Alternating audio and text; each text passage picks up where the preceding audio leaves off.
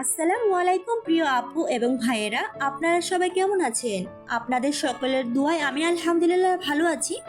আমি কিন্তু আজকে একটি ভিডিওর মধ্যে দুটি জিনিস দেখাবো। একটা হচ্ছে ঘরোয়া কিছু মশলা দিয়ে কিভাবে তেলাপিয়া মাছের বারবিকিউ করবেন, আর একটা হচ্ছে পার্লারের মতো ঘরে থাকা দুইটা জিনিস দিয়ে কিভাবে হচ্ছে ম্যানিকিউরটা করবেন। তো চলুন শুরু করা যাক।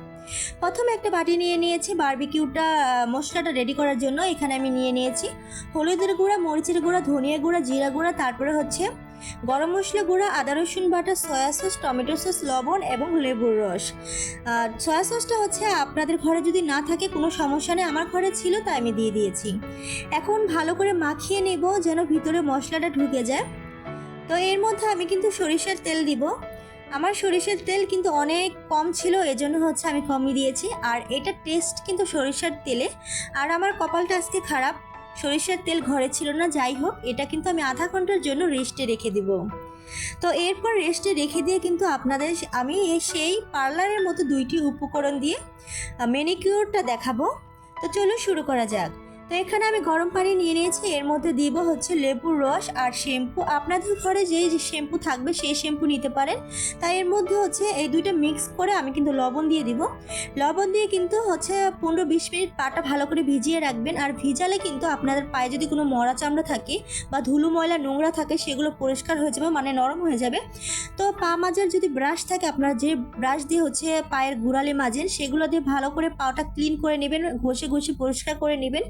এরপরে হচ্ছে বাসায় একটি স্ক্রাব তৈরি করবেন, যেমন হতে পারে মধু দিয়ে হলুদের গুঁড়া আর কি, তো লেবু দিয়ে চিনিতে কিন্তু আপনার পায়ে থাকা মরা চামড়া তুলতে সাহায্য করবে।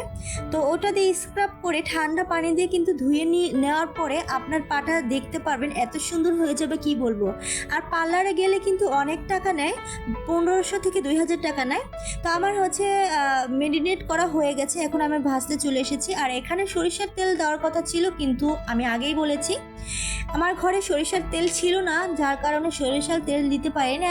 আপনারা অবশ্যই সরিষার তেলটা দিবেন, তাহলে কিন্তু স্বাদটাই পাল্টে যাবে। আর হচ্ছে বারবিকিউর আসল মজা হচ্ছে সরিষার তেল। তো আমি উল্টে পাল্টে ভালো করে ভেজে নেব এটা। আর আপনাদের ঘরে যদি ফ্রাই প্যান থাকে অবশ্যই ফ্রাই প্যান ব্যবহার করবেন। আর আমার তাওয়াটা অতটা ভালো না, দেখেন না কিভাবে ভেঙে ভেঙে যাচ্ছে। তো আর কি আর করার, আমারও ইচ্ছা আছে একটা ফ্রাই প্যান কিনবো আর আপনাদের সাথে সুন্দর সুন্দর রান্নার রেসিপি শেয়ার করব। আর আমার জন্য অবশ্যই আপনারা সবাই দোয়া করবেন। তো এই যে দেখুন কত সুন্দর হয়ে গেছে। এখন আমি কিন্তু একটা কাঁটা চামচের সাহায্যে চেক করে নেব যে হচ্ছে বারবিকিউটা আমার রেডি হয়েছে কিনা।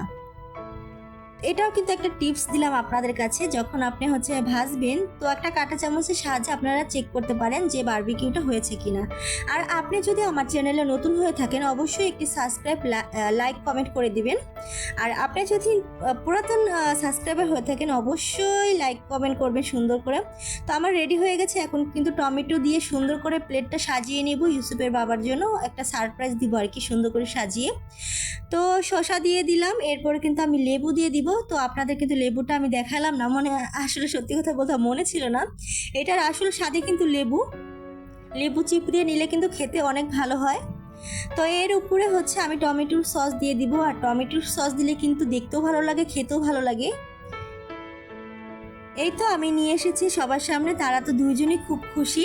দেখুন ফাইনালি লুক কিন্তু অনেক মজার হয়েছে, আর খেতেও কিন্তু সত্যি কথা দারুণ হয়েছে। মাশাআল্লাহ, অনেক সুন্দর লাগছে কিন্তু, তাই না? ইউসুফ বারবার হাত দিয়ে দেখাচ্ছিল যে মাছ মাছ, ও মাছকে অনেক ভালোবাসে। মাছ যখন আনি বাজার থেকে